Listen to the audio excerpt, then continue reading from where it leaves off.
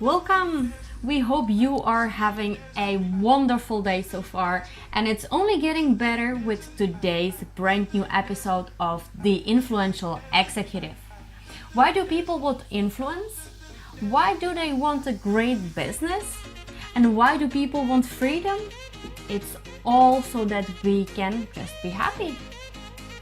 Because happiness is the ultimate goal of everything we do with our business. We aim to create happy clients, happy employees, and happy partners. So we decided to invite an expert in the field of happiness, Roderik Kelderman, aka the Happiness Psychologist.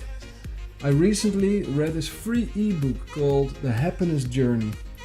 And in only 10 pages I learned more about myself and about life than I did in the entire first 25 years of my existence. What makes Roderik special is that he's been actively involved in NLP for over a decade, and since then he helped countless people overcome traumas and build inner strength. Roderik is the founder of the NLP Institute in the Netherlands, and he's trained hundreds of people to be certified NLP coaches. NLP stands for Neuro-Linguistic Programming, which basically means that Roderik and his students use language to change the processes that are running in the subconscious minds of his clients. How amazing is that? Yeah, well, about 8 months ago, we got our coaching certifications as NLP practitioners, and the course has been life-changing for us. Now I suddenly understand why I feel a certain way in certain situations. And more importantly, what I can do to change that. NLP has improved my self-awareness and my self-confidence and my overall happiness. With our coaching and consulting company Earn More Work Less, we apply many of the NLP principles that Roderik talks about in this interview. Because we found that only when you understand how your mind and emotions work, you can truly become an influential leader who has the habit of changing lives. Great, we are here today with the Happiness Psychologist, Master in NLP, Roderik Kelderman. Thanks for the great introduction. Welcome. Hi. Thank you for joining us, Roderik. Thank you for inviting me. It's a pleasure. We are over here in the Canaan family home, and that includes not only Lenka and myself Bibi. and our guest. We have Bibi here as well. As always, she must be here. Exactly. Roderik, welcome. When I think Roderik, I think NLP. Yes. And we have learned NLP with you in the training course. Yeah. And now this year you started a new initiative called the Happiness Psychologist. Can you tell us and our audience about what the Happiness Psychologist is all about? Yes, of course. The Happiness Psychologist, in essence, is about consciousness, about waking up. Because this is what I notice in my practice, working as a therapist, and also in trainings, but more so in the practice. People tend to come with similar patterns of problems. Like as if some problems they have, patterns, they just repeat themselves. Mm-hmm. And sure enough, the materialistical or the way it sort of like manifests in their life may be different, but the patterns beneath are the same. And what I hope to achieve with the Happiness Psychologist is that awareness leads to more happiness, and awareness sort of asks to take responsibility for your life, and that's a message that I can hardly get across to the broader audience because people tend not to like it. Happiness everybody likes, so it's sort of like a smokescreen for actually teaching people about awareness and consciousness. Right. Yeah. If you read my texts, sometimes they're relatively provocative, and a lot of people tend to like it, you know, when they read through it. So that's nice. Yeah. I think it's good. And yesterday we interviewed an influencer who has over 160,000 YouTube subscribers. Amazing. Wow. And he emphasized how important it is to be polarizing sometimes. Oh yeah. When you have an opinion, to stand behind it, to voice it, because that way people can identify with you. Yeah, I agree. So you say that taking responsibility is a prerequisite for happiness. Yeah. Now, what does that mean to take responsibility? Because I think when you ask 100 people on the street, are you a responsible person? You will probably get a lot of yeses. Yes. Maybe not 100, maybe 99 or 98. Yeah. And yet still they're not all happy. So where's the misunderstanding? This is actually a beautiful frame to come from, because if you would ask me that question, I would say no. I take responsibility, but when it comes to having fun in life, I'm not responsible. Like, I want to be in the moment, and I just want to like trust, you know? And trust and responsibility is also like a beautiful paradox there. Taking responsibility is about taking a good hard look at your life and stop being resentful about, hey, you know, I don't like where my life is right now. I don't like where my relationship is right now. I don't like the salary that I'm making right now. I don't like the way society, whatever someone doesn't like, to look at their own influence on it. Maybe it's the relationship they have with something, so they can change the meaning that they give to something and therefore be happier. So it's like taking responsibility for your own psychological hygiene, so to say, leads to more happiness. What I notice is that everything that you talk about is so foundational. Yeah. And what we do with Earn More Work Less and the clients we coach as well is we bring everything back to that foundation. Basics, yeah. And what's the foundation? Well, what I mean is that the basic tendency in the world is people are looking for the latest technology, the latest innovation, latest apps, the latest trends, everything external. Yeah. Whereas the world you live in is a reflection of who you are on the inside. Yes, yes. So with everything you do, even your free ebook is already worth gold for the people who really not only read it, but also apply it and internalize that knowledge. Think about it or reflect on it, yes. And I'm curious, it seems as if happiness is really hot topic right now. Yeah, Was it something that was also hot topic years ago, or did it come more nowadays into like, let's say the all kinds of conversations? Yeah, good question. Good question. I don't know actually, and I don't really know what happiness is myself, to be honest. I have a vague idea of it. I think it's such a as in NLP, a nominalization, that we can hardly agree what happiness is for any individual. I do like the idea that people tend to strive more towards happiness. On the other hand, I do think that, like you said, I think some people still are in the realm of mindset that the new innovation or the new house they're going to buy or the new car they're going to buy is going to make them happier, which could, but it's probably not the way to go.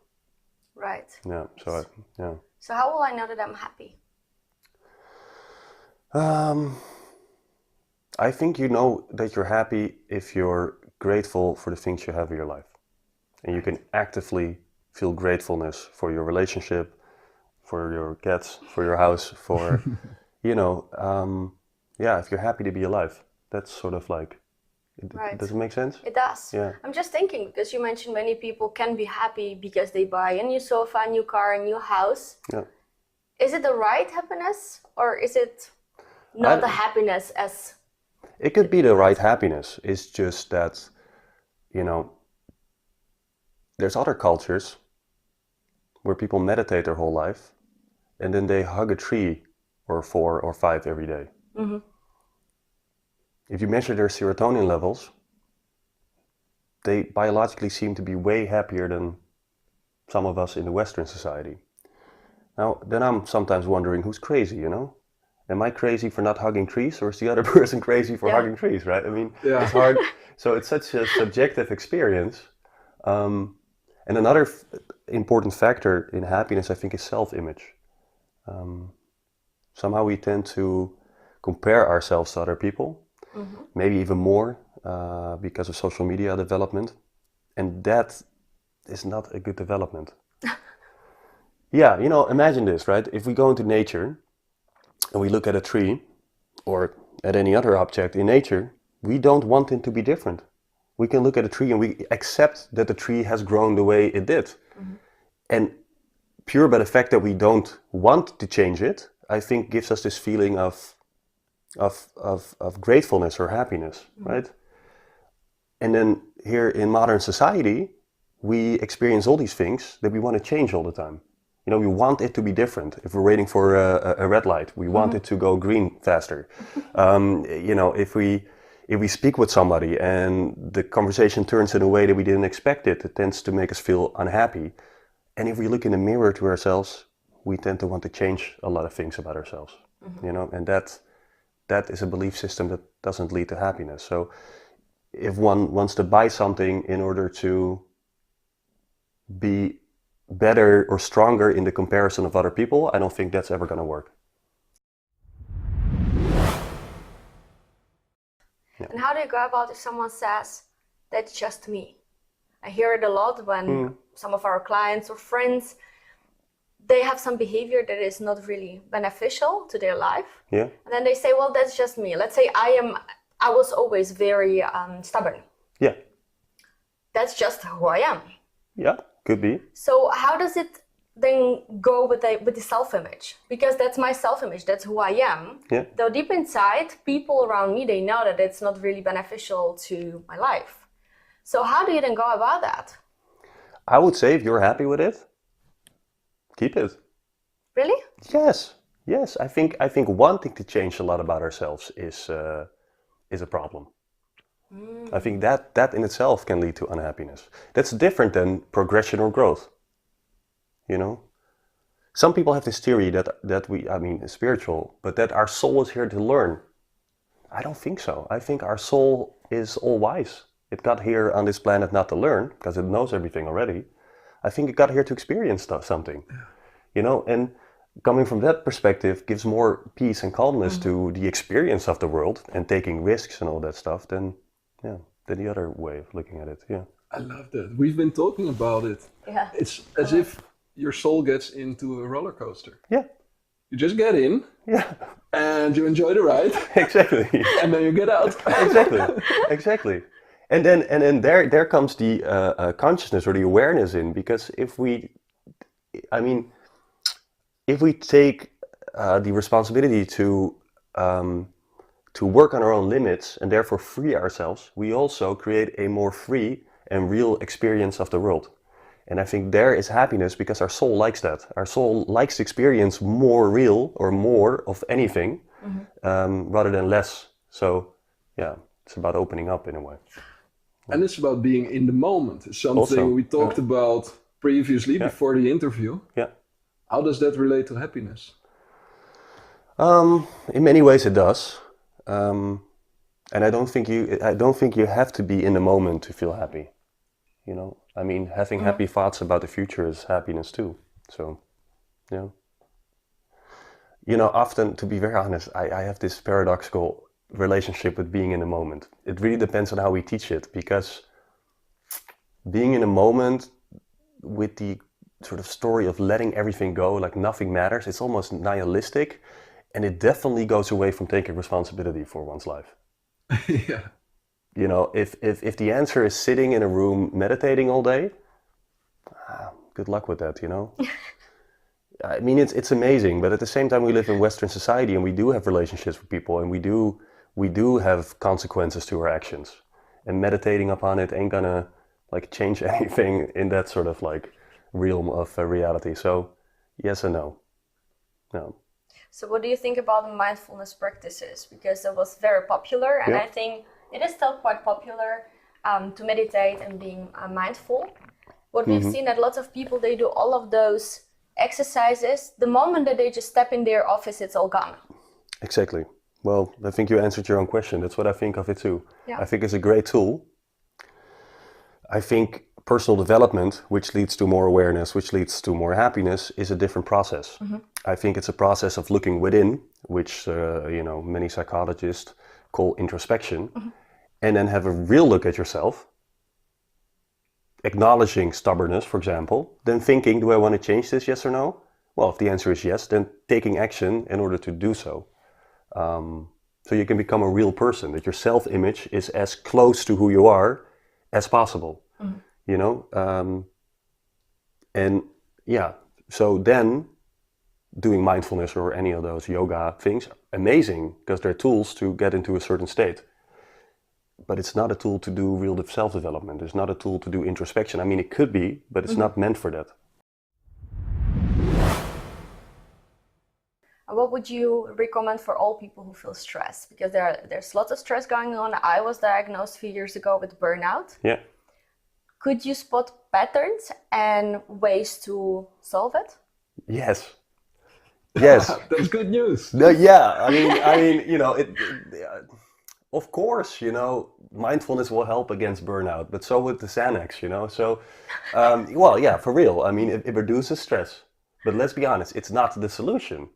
There's an underlying pattern to that stress. And this is what I notice in my practice. People come to me in my office or in my practice with a burnout, you know, and it's not the first time they had it. Like they had it once, then they had like panic attacks, then they had like something else, and then like their partner was stressing them out. What now? You know, it's the underlying thing hasn't really changed. And an underlying pattern of a burnout could, for example, be, again, a self-image that's not very close to who one really is. And therefore one goes over its own boundaries all the time. Not like once, but all the time. And maybe so far away from signals of their own body that they don't even notice it anymore. You know, and of course then they recharge, and so they can go again for a while. But obviously the pattern underlying is still the same. So another pattern could be burnout is that people tend to have a very high level of agreeableness and therefore go over their own boundaries because they take too far lengths to help other people. And they assume underlying that there's reciprocity, like people will, you know, give you something back for that and stuff like that, and very often it doesn't. So then somebody's working really hard to please other people, they're not getting the recognition back that they actually, you know, would like to have. Yeah. So there's like an energy leakage. Their solution is to give even more, and the energy leakage becomes even bigger. And ensure mindfulness will maybe extend the loop of that destructive pattern, but it won't solve it. So, I mean, it makes sense. Yeah. However, if somebody looks at that underlying pattern, some real change can happen there. Yeah. You know, some real awareness could lead to like changing something deep as a pattern like that, because we don't have to please other people to feel all right about ourselves. It's like the mirror looking at the tree or looking at yourself kind of story. That is a very big one. To feel just happy the way you are with what you do without constantly seeking for that approval from others. Or, or somehow waiting for a thank you or that was a great job. Just for people who don't really know what NLP is about, could you give us a brief explanation? Yes, absolutely. NLP stands for Neuro-Linguistic Programming. Neuro is the part where NLP looks at the brain and at the structures of our neurology. All our behavior has patterns beneath it, and these patterns are represented in the brain. So if we wake up early in the morning, we have a different pattern than somebody who wakes up late in the morning. None of that matters, but it's different in the brain. Yeah. So that's the neurology part. Then the language part is about influence. It's about influencing yourself and others. So it's about the language that is related to neurology. So, yeah, that makes a lot of sense, I think. And then the programming is about making something a habit or a routine. Because real change, in my opinion, is about creating habits or being able to create habits and routines in order to do something differently. Very few things give big results if you do it once. It's quite often that we do something for a very long time that creates results in the long run. Yeah. Cool. And when did you, for the first time, encounter NLP? That was amazing. I was 17 years old. That's not so long time ago for most people. No. Who don't know you. No. Okay. Now I'm 31, so that's 14 years ago. And still that's not a long time. And maybe why it feels for me as a long time is because I'm young. Yeah. You know, 31, 14 years. For me, it's like maybe at least one life phase, if not two, that I've been doing NLP. And when I was 17, I was a disturbed kid, doing drugs, drinking a lot. My mother had passed away a year and a half earlier. I did not have a good relationship with my father, so I lived in Amsterdam on my own. I was really taking care of everything myself, going to school, making some money to pay my rent. however, I was feeling very lonely, and in the unconscious patterns, I had a lot of destruction going on, and therefore I was introduced in all these, let's say, more destructive ways of being young, like doing drugs and whatnot. And I was seeing some therapists at that time. Did help a bit. I never felt anything that could really change. Maybe I was still in the mindset of have them fix it for me. Some sort of. And then I met this guy at the university. It was actually at a theater practice that we were doing, and he was there as well. At that time, he was definitely twice my age, but something about his energy felt appealing to me, and so I got in conversation with him after the training, and he asked me, "How are you?" And I said, "I'm good," like I told everybody, but I wasn't doing good. And I could tell by his eyes and the way he was listening to me that he didn't believe me. So he was like, "Nah, how are you really, man?" And that struck me because, I don't know, nobody had the patience or the awareness to even like listen to me in that manner, And then, I don't know, I got emotional in the conversation, and that's all maybe a bit awkward story, but he stood there with me. And then later on I found out that he was like an NLP trainer. And I decided to do his course, which was in France. And I was 17. I actually turned 18 during that training. And it was amazing. It changed my life, like literally. Yeah. And then you decided, okay, this is going to be my path. Yes and no. I did NLP. I went to art academy because I really like art. My mother was an artist, and I like colors and flowers, and I don't know, makes me happy. So I went to art academy, did that for a while, liked it a lot. And it was only later in my life, I think it was 25 or so, that I decided, you know what? I start to notice that so many people in my surroundings have these same issues, but then less hard than I had, but the same patterns. I figured maybe they need some help. And so I started to study psychology, and then I became a psychologist, and now I give NLP trainings. Yeah. Wow. Yeah.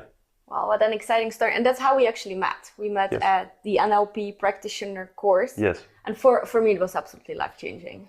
Yeah. First of all, because I had in you somehow a role model of calmness and patience, and someone who is really strong, because like you said, the beginning of your life could be sometimes bumpy. Yeah.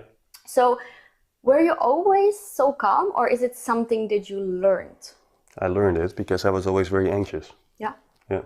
So what's the way? What was the secret? Because I think many of us nowadays in this 21st century, we have that issue of not knowing really how to get calm. Interesting question. I don't think it's one thing. Calmness, yeah. I also think that self-development in general could lead to having more trust in everything. So that leads to less anxiety. Right, having more trust. How do I get more trust? Good question. Yes. Yes, well, I'm thinking about it because, so one of the things we learn in NLP is that we have all inner resources in ourselves to change. And we learn that by doing exercises and techniques like, submodalities, in where we can really strengthen or heighten a positive feeling that we want to feel. Well, practice that enough, and a different belief will come in play, and that's the belief that I have control over my emotional state.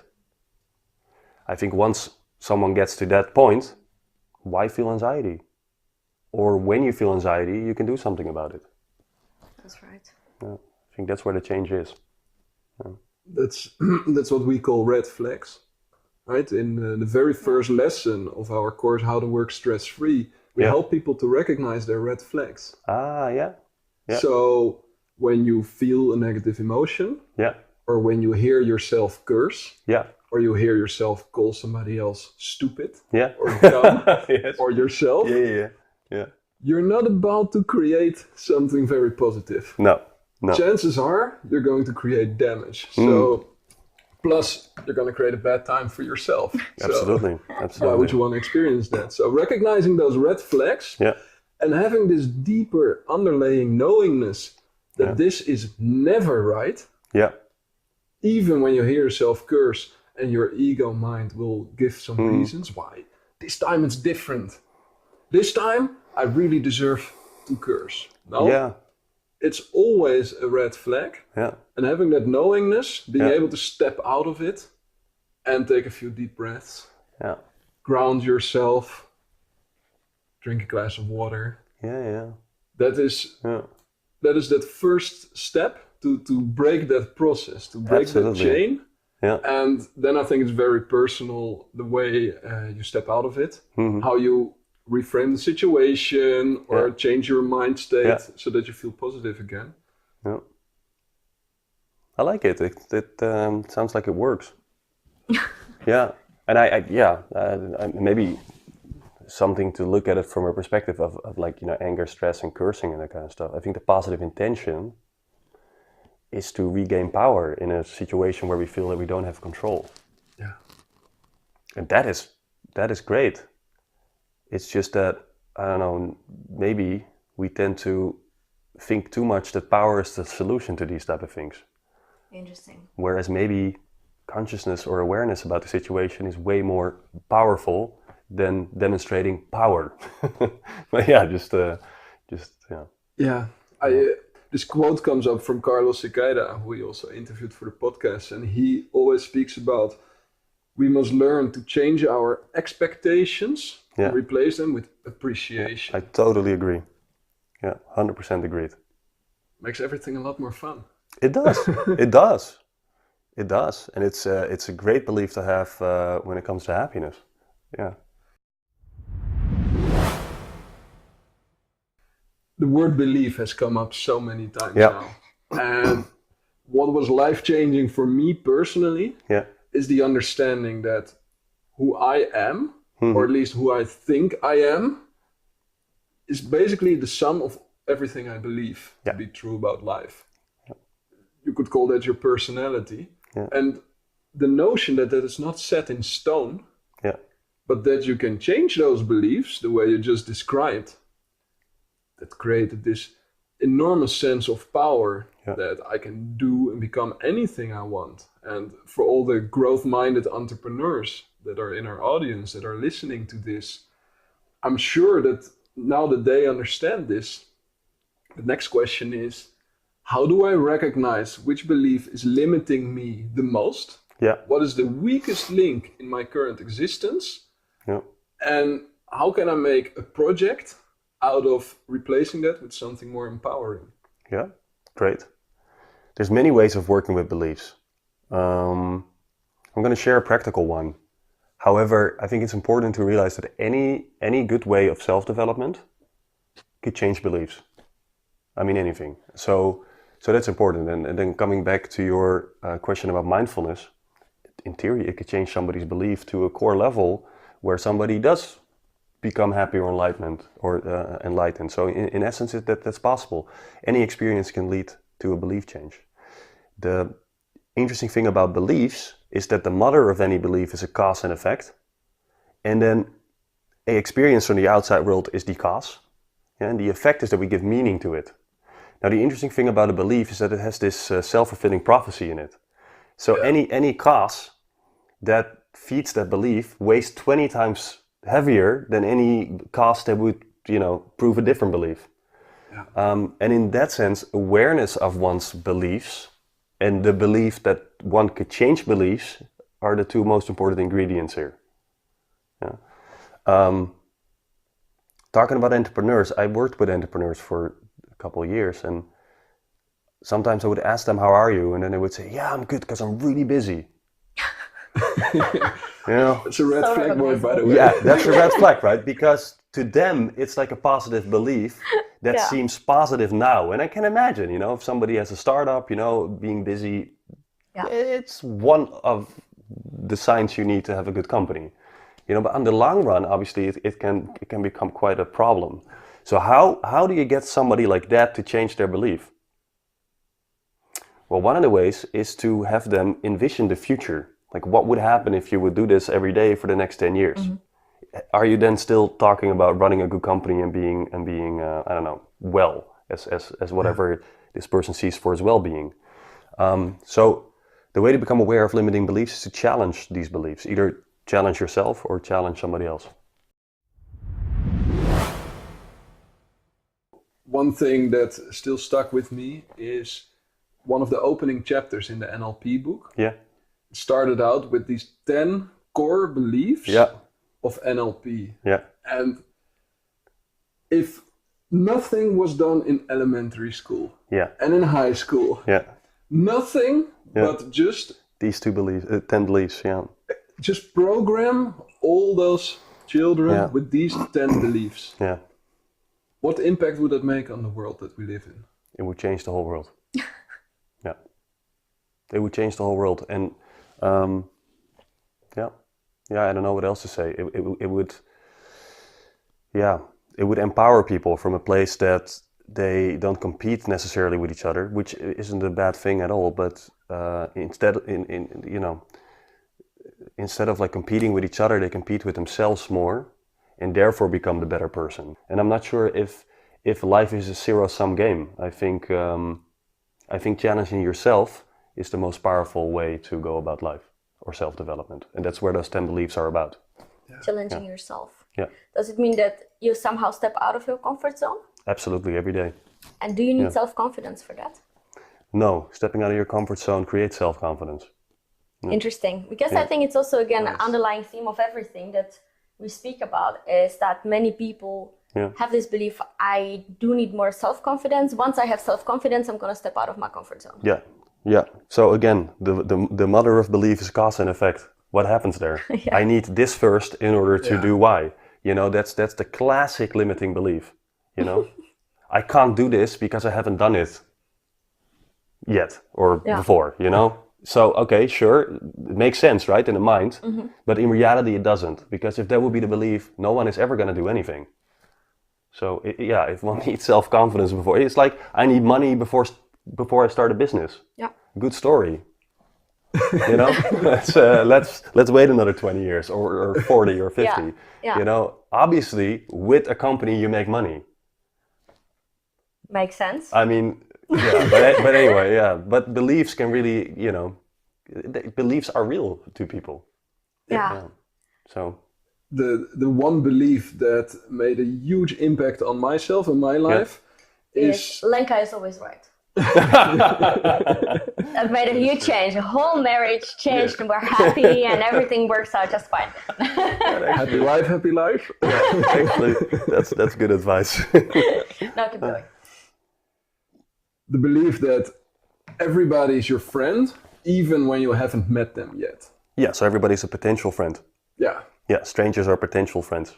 Yeah. So taking that belief into networking situations changes everything. Changes everything. Because now you take away this internal dialogue of what may people think of me, and you replace it with sincere curiosity. Yeah. Hey, let's find out what's behind this person. What's going on in their life? What are their hopes, their dreams, their desires? Yeah. And what you're going to find is probably they're a really great person with great intentions. And who knows what you can do for each other. Usually a lot, I remember one of the exercises that you gave us, one of the first NLP classes, and that was the random act of kindness. Yeah. Where we were supposed to just go throughout our days and make someone happy unexpectedly. Like, do you remember one of the stories where you said like, wow, that was really, really nice, what one of the students did? Yes, I remember. There was this one lady who was working at his office, and she found out that the janitor really didn't speak with anyone, because the janitor would come in after everybody left the office. So he had his own key, and like he was just like at an office where normally 200 people work. And imagine, like, from the eyes of this janitor, who by the way has kids at home and whatnot, comes to an office completely empty, just does 5-6 hours of work every morning and probably evening before everybody gets there. He never gets a thank you or anything. He probably gets his salary through some other company that pays him, and then the day starts and he has to repeat this every day. It's quite. Well, I don't know. I don't want to mind read, but I can imagine it may be a little bit lonely, So anyway, she took the effort to discover his favorite soccer club, because it wasn't that hard, because sometimes he was wearing this scarf of Ajax. So it was kind of cool. Apparently, Ajax was his, his favorite soccer club, and she got 2 tickets to Ajax, Wow. and she put it on the outside of a trash bin, so he would find that with his name on it. Oh, right? super cool. That was super cool, and that started the whole chain of things, because he would put like little flowers thanking the anonymous person that would give it to him, like on other spots in the office, and then somebody else would respond to that, and just the whole office became more colorful. So yeah, no, great stuff. Beautiful. Yeah. He didn't know that they came from her. No, totally anonymous. Yeah, that's Totally anonymous. That's the whole idea. I'm getting goosebumps, really, just listening to his story. I know the story, and still, it's beautiful. Yeah. It's amazing. It's amazing. Yeah. The reason why I do that is, it's not something I figured out. I'm not sure where it comes from, but it's quite of an old concept. Mm-hmm. But I do it because I read this book, In the Realm of Hungry Ghosts, and it's about energy and how energy in groups can affect each other. Mm-hmm. And you can have like a uplifting energy, which is when people start giving to each other. There's a neutral energy, which I think exists the most. Mm-hmm. And there's also like a sort of dark side energy, like a more destructive energy. And the neutral energy is more sensitive to that energy, mm-hmm. whereas the positive high vibration energy is just living in bliss. So yeah. That makes complete sense. Yes. Like if you're happy and then there is suddenly, car accident, and you must really wait for half an hour in traffic jam. Yeah. That makes a difference. Once you are happy, you have nice music, you're just fine. Yeah, exactly. Once you don't feel good, it's just everything becomes annoying and frustrating at a certain moment. Well, you become more sensitive to other negative energy. Yeah. So, a traffic accident is obviously outside your control. So, mm-hmm. Yeah. Something you said triggered a thought in me. Yeah. I'm always looking for underlying patterns, for systems, for structures, for this one simple way of putting a very complex thing. Like it. That's what NLP does too. Yes. That's why I love NLP so much. Yes. Suddenly I understand how my mind works, how my emotions work. Yeah. So we've been talking about consciousness, about awareness, about high vibration, living in bliss. Does it mean that to experience life fully, and maybe even to experience the purpose of life, the underlying goal of everything you do should be to increase your awareness? Yes, and increase your vibration. Yeah. So that's more important than reaching your quarterly targets. By far. I don't. It's not. To me, those two things are in such different realities that I don't even know how to compare them. But yes, I think it's more important. Yes. Reaching those targets is fun though, but if it doesn't work out, it's not like, it's not a big deal. I mean, well, to some people, I guess, but yeah. No, yeah. It's based on their values. And you spoke the word relationship many times, and I know that you wrote 3 books. Yes. Can you walk us a little bit through your development and why you wrote each book? Yes. I wrote my first book, the handbook for NLP practitioners, because I figured that NLP and the handbook and also the NLP practitioner course was ready for an update. Mm-hmm. The last update was done by Anna Linde, and she did great work.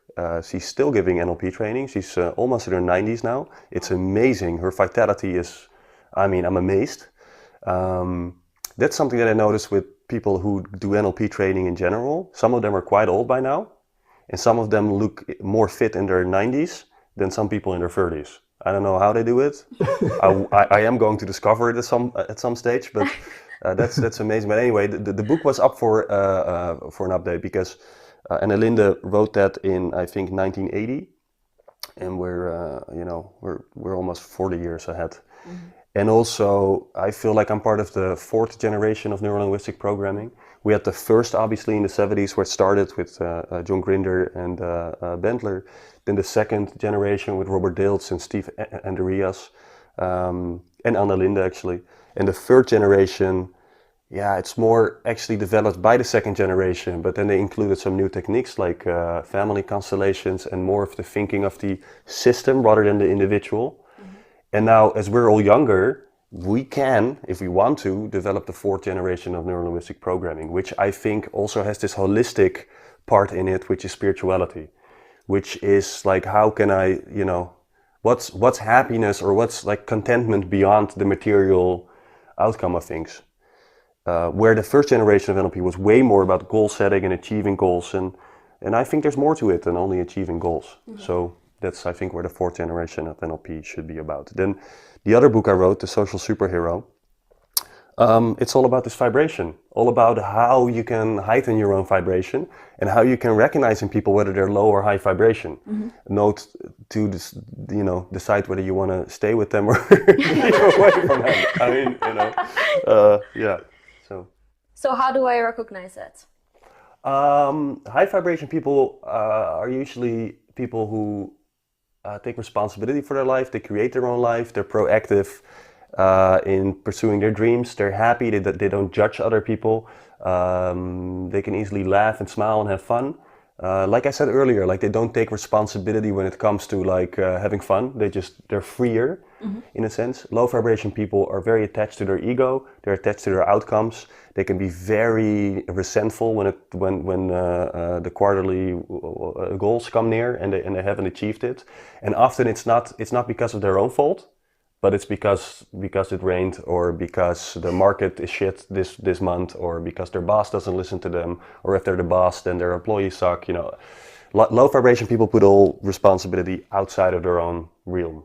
Right. So, yeah, and it's a little bit contagious. So I'm always a bit. I'm cool hanging out with them as long as they pay me money, but other than that, in my free time, no.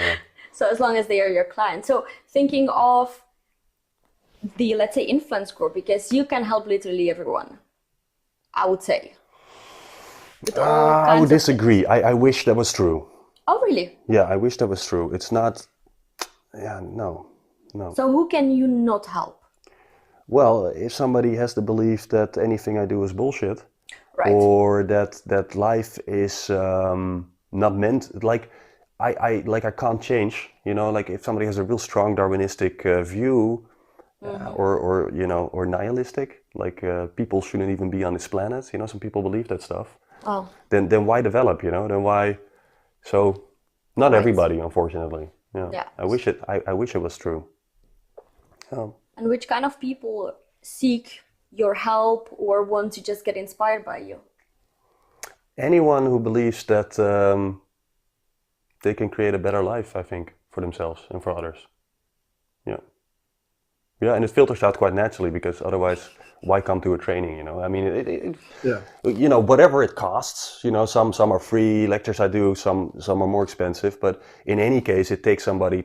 It takes effort to get there, to make time for it. So I think that filters out by itself. And what triggers the most? What I'm asking is, what triggers people the most to come to NLP courses? Because for us, I remember it was you helping a lady get rid of her fear of snakes. And I'm like, that one. I remember that one. I also want to do that. I'm like, I want to do it as well. So I'm just going. Yes. Obviously, I researched NLP. I was like, wow, that's pretty cool. Yeah. Is there some kind of trigger? I think for most, so I think 70% of our clients come via, you call it via like true recommendation of somebody who did the course before. And other people, yes, they come to bigger seminars we give. In this case, I think there were 200, 400 people in the room. I don't remember. And yes, I decided to rent like a big boa constrictor snake in order to get somebody rid of a fear, because I knew by upfront that a good part of the audience there was from a place called Suriname, and that's where this snake is for real. Yeah. And it is a dangerous snake. I mean, especially for children. So I knew there were going to be a lot of people with the phobia for snakes, And then, with NLP, you can cure phobias like in 10, 15 minutes.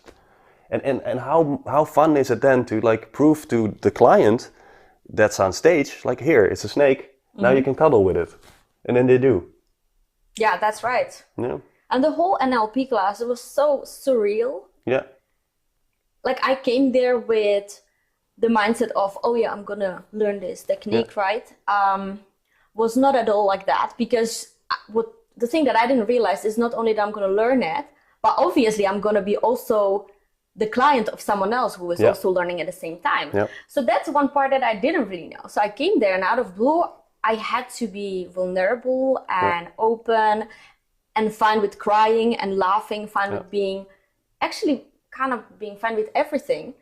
And it created such a special experience. And you create a special experience as well. I mean, there was chocolate always, and tea and coffee. And we created such strong relationships because with many of those people, we are still very much in contact. So is it every single NLP course like this, or is it something that you created? I don't know. I think all my NLP courses are like that. Yes. And other people's courses? Because you've been through some NLP yourself. Yes. The trainer that trained me, Vincent van der Burg, was able to do this. Yes. And that was so inspiring to me. And I think he and Anna Linde do something that I find beautiful. They sit in front of a group. They're always there before the training starts. Have you ever noticed? I'm sitting there. Yeah. Sitting there, you know, with nothing, a flip over, piece of paper, that's it. That's it. No marketing material, no big ass lights, no music, no big presentations with design and stuff like that. In the marketing, sure. But when it comes to the training, I want to be vulnerable in front of the group, because if I can, you know, like leaders eat last, leaders, they take the first step. If I can be vulnerable in front of a group, other people can. Yeah. And one of the big things I think of personal development is to be able to feel safe. If you feel safe somewhere, you can change. Otherwise, all these systems are in place to, you know, I don't know, keep control over that inner thing, which is totally understandable. But the safer it is, the more people can change. Absolutely. Yeah, it was beautiful for me. It was one in a lifetime experience, because I did not know that I can be so vulnerable. Because so many people nowadays, because of social media, because we're seeking the approval from external world, is that we are putting a mask on ourselves. So easily. And I think to a certain extent, having a mask is okay, as long as you can also be vulnerable, because the real power is in that vulnerability. What does it mean to you, being vulnerable? What it means to me is, one, being real, and two, allowing myself to develop. Because if I don't, I'm almost living I'm being delusional and telling myself how great I am, and that's what I call spiritual bypassing. And that's, I think, the biggest pitfall of any self-development. Is learning and here's why I love NLP. NLP cuts through that level of illusion, because NLP is never about the content and always about the process. So it would never teach you, here is a morning routine, do this and this will work for you for the rest of your life. No, it will tell you, this is the underlying pattern of a morning routine. This is what it does to your brain. This is what it does to your hormones if you do it in a certain way. This is how you can implement a routine in your life, you know? Okay, and here are some arguments you may want to have a morning routine. Now here, write your own morning routine, because it ain't that hard. You know, and sure enough, some of these content things can work, but really understanding how you can create stuff like that in your life yourself, I think this is where the real power is. And that takes vulnerability, to recognize how you do it now, and like, you know, it's not the easy way to achieve something, but it's the best way. What is your vision for the Happiness Psychologist? Your new initiative, and it's beautiful. You want to make this accessible to people. Yes. All over the world, I understand. Yes. Okay, my last post, for example, was, if the promise is so big, then where's my fucking Ferrari? So, I want to talk about happiness, but about real, like, self-development. So my vision is to be able to really, like, be honest about how I see things and what I see as development. So you're building your personal brand around it. Yeah. You're putting materials online. Yes. What can fans expect from you? Well, I think they can expect a level of realness and some real tips about introspection and personal development. You know, it may not really necessarily be what they want to hear, but it's what they need to hear. So, yeah. And then, I think what I hope is that from those videos I do with Happy TV and the post I make on Instagram and Facebook, is that people get like a real image of what it takes to do self-development, and that self-development is something that all of us can do. It's just not easy. It's not something you can buy and be like, hey, I'm developed. No, it takes work and it takes effort. And for those people who want to make that investment in themselves, I'm there to help them, any of them. Yeah. Yes. And the difficult part in self-development is getting started. Yes. Oh, yeah. So I remember how I got started. There was a clear motivation there. Yeah. It was actually a girl. I was 23. I moved to Prague, Czech Republic. My life had been pretty linear up to that point until she told me about a book on how to pick up girls. Awesome. A whole new world opened up for me. I didn't understand why nobody ever told me that that book exists. Yes. As of my age, 14, 15, 16, I've been muddling through, hoping more than knowing what to do. And here it is, a book that holds all the answers. Yeah. And that started for me this positive spiral of understanding that I can achieve anything. Yeah. All I need to do is find the expert and do what he or she tells me. Totally agreed. So I can honestly say that since I started on my journey of personal development, every year has been the best year of my life thus far. For the past 10 years, I've been saying that every year. And it's true because I feel stronger. I've experienced new things. I've proven to myself that I can do something that I hadn't ever done before. So I notice that once people get started on this track, they're hooked. Yeah. They see it's not about the quarterly results, but about the long-term awareness. Which may increase the quarterly results by itself, but it's just a matter of focus. Yeah. Most likely it will. Most likely it will. Yeah. Yeah. So the trick to helping people with this, helping the waking up process, as you call it, would be to find that hook to get them started. Yeah. Is that something that you can do with them, for them, or is it something that just needs to happen to a person and then that's where you are to guide them? It's both. It's both. For some people, something has to happen in their life in order to change. You know, for some people, it's adding an extra 0 to their life. You know, they're turning from 39 to 40, and all of a sudden they look around and I'm like, fuck, I want to change something. That could be a trigger. Other people experience something, some drama in their life, like I did. You know, I at a stage, so many outward things were happening that I didn't have control over, that they were causing me to feel a certain way, that I was like, ooh, I need to do something about it. So that was for me like a way to get out of it. But I think in fundament, and it's a simple concept, but in fundament, nobody has to experience something strong or hard. It's just the awareness or the need to become a better person every day. Like a little bit, if you just want to be a little better version of yourself every day, then imagine what that can do in 1 year or in 10 years, you know, and it's amazing. And that will have a positive effect on you, on your partner, on your children, on your environment, on your parents, on everything. So that in itself should be worth investing in. Yeah, if only for the people around you. Yeah. NLP plays a role as well in this scene of how to talk to women. Yeah. And it often comes with this bitter taste or people that see it as manipulative. Yeah. That's right, yeah. Because NLP is a very powerful set of techniques that can be used to influence people, not only women in bars, also potential clients online, or in sales meetings. You can influence people by understanding NLP. Now, where is the border for you?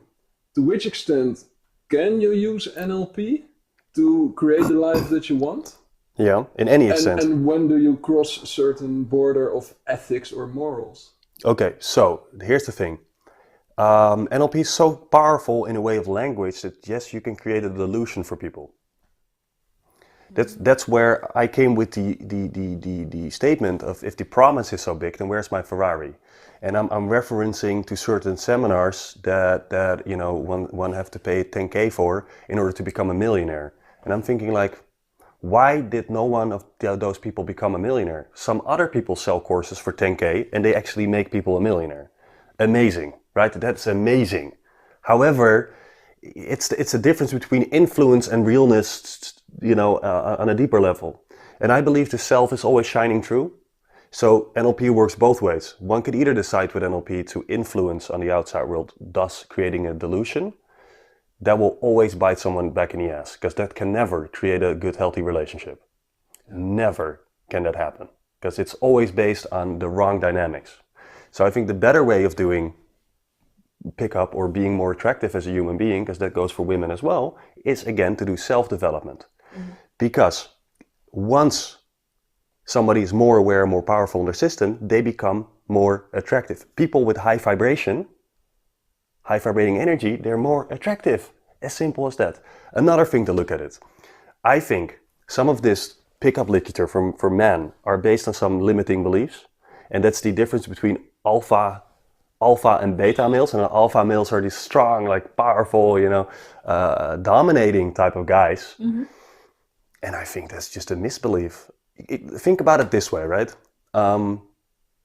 Who's more attractive? Like for example, a monk that practices like some sort of kung fu his whole life. I don't know much about kung fu, but I see sometimes these guys like with their fingers like, breaking through a wall or something like that. I believe that in a finger snap they would be able to take someone down. Like it doesn't take a lot of effort for them. I mean, if you can go through walls, then a human being, yeah. So these guys are very powerful. Yet every morning at 5 a.m. they wake up and on their bare feet they walk to the village to beg for food. Probably if on the way to the village this monk would find an animal crossing the street, rather than to kick the animal away because he's like so entitled that this road is his, he would pick up the animal and probably bring it to the side and be sure that the animal is safe. Compare that personality or that radiant energy with like a dominating guy who would kick away that little animal and like, where's my food? Everybody's got to give me food, right? Yeah. Which is the typical Western way of looking at alpha behavior. If I envision myself in a nightclub, sure enough, being that calm and like, compassionate with everything doesn't maybe not necessarily demonstrate to the whole room how powerful I am, but yet in reality I am more powerful because I'm coming from the inside out. Whereas the other person is working from the outside inward. Maybe creating a stronger illusion at that point, but it's in the long run, it's creating all sorts of problems in the dynamic. Does that make sense? It makes total sense. And to me, what you just described is a difference between power and force. Exactly. So force is limited to manipulating your material surroundings. That's why they look like this. Yes, sometimes, yes. And power is something that comes from within. Exactly, yeah.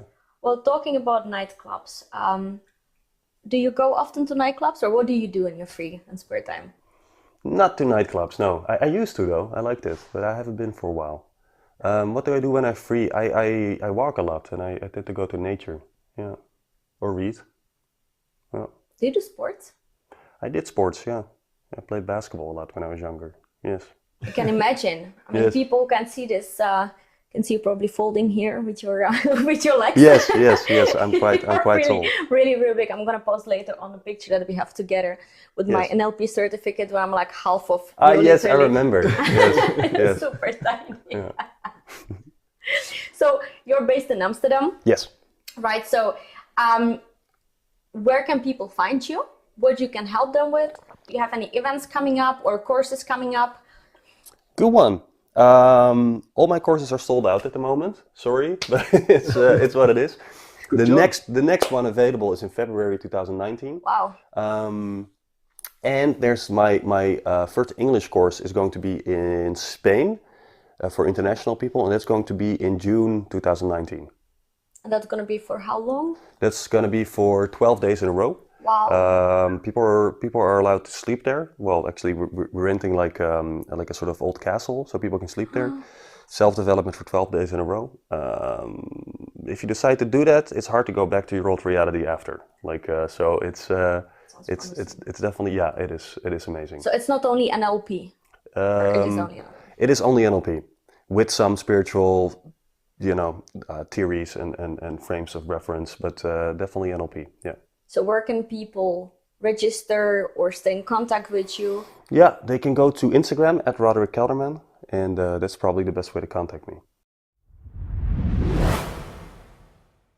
I love how powerful this interview was. Amazing. I would recommend anyone to listen to this interview every week. Yeah, sure. Because every time you hear these things, you can reflect on your reality.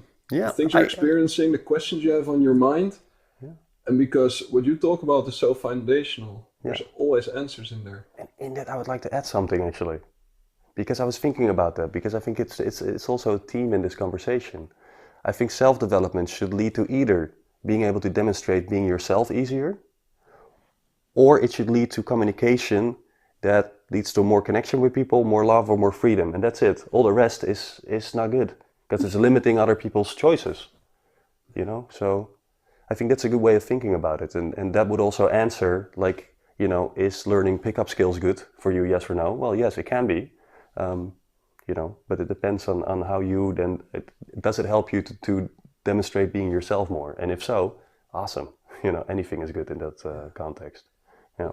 It's a theme that keeps coming back again and again and again, that eventually it's all about being yourself. Yeah. That's the only real strategy. Yes. You can download on the internet tons of strategies for tons of purposes, 5-step programs, 12-step formulas. Everything can work. Things that worked for that specific person. Exactly. Yes. Yes. The foundational principles about being yourself. Yeah. And well, that's also a topic that Lenka is investigating very thoroughly. So I'm excited to hear about those outcomes as well. I'm also very curious. Very, very curious. It's all about who am I? Yes. You know, like so many people are disconnected, including myself. I'm always talking from my own experience, having experienced burnout. Yeah.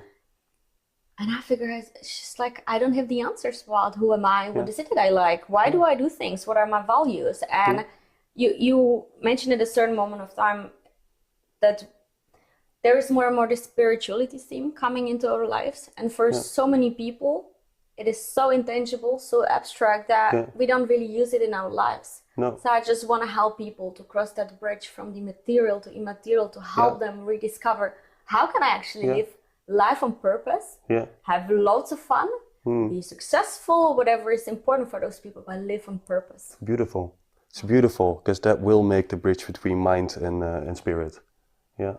So it's one big journey, and I love that. Yeah, it is. Roderik, thank you so much for joining us. Thank you too. It was lots of fun. Yeah, actually it was. Yeah. What an amazing interview. It was so great to see Roderik again and to be inspired by his sense of clarity. We will always remember his course as both one of the most pleasant and most impactful courses we've ever visited. During this interview, we learned why stress is the biggest enemy of happiness. That when you're stressed, busy, you cannot think clearly, which means that you're hasty, you make mistakes, and even damage the relationships with the people who happen to be around you. Stress is probably the single biggest challenge that we're facing in the Western world today. To help individuals stay afloat in today's sea of stress, we'll soon be relaunching our revolutionary online course, How to Work Stress-Free. With this course, we show growth-minded professionals step by step how to acquire the skill of being stress-free, find their flow, and achieve any goal they set for themselves. We're looking for partners and affiliates who support us on our mission to help people get rid of stress at work. We offer our partners a very lucrative commission because our purpose is to reach as many people as possible. So when you want to know more about working together on the launch of the How to Work Stress-Free program, please reach out to us via info@earnmoreworkless.com. Make sure that you stay in touch with Roderik so you get your regular shot of clarity, insight and happiness. You can find Roderik on Facebook and subscribe to his YouTube channel, Roderik Kelderman, the Happiness Psychologist. Also, make sure you go to roderikkelderman.com to get his powerful free ebook, The Happiness Journey. Did you enjoy this episode? Please leave us a comment and tell your friends about this podcast. We wish you a wonderful day and we are sending you much love from Amsterdam.